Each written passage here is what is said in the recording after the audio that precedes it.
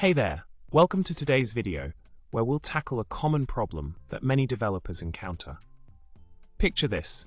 You have a chunk of code where you'd like to mute the ruff linter, but you don't want to disable it for the entire file. This can be a tricky situation, right? Let's delve into this issue and explore the possible solutions together.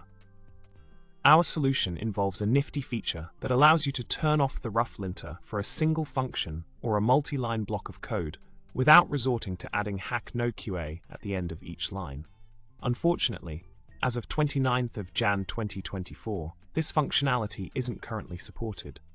Staying updated on the progress of this feature is crucial, so keep an eye on the GitHub link provided for any new developments. In a nutshell, we've uncovered a dilemma many developers face when trying to suppress the ruff linter on specific code blocks.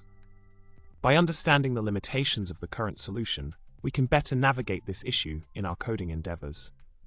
Remember, technology is always evolving, so stay informed and adaptable in your approach. And that's a wrap on today's video.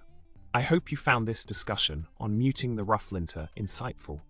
Don't forget to like, subscribe, and share your thoughts in the comments below. Until next time, happy coding.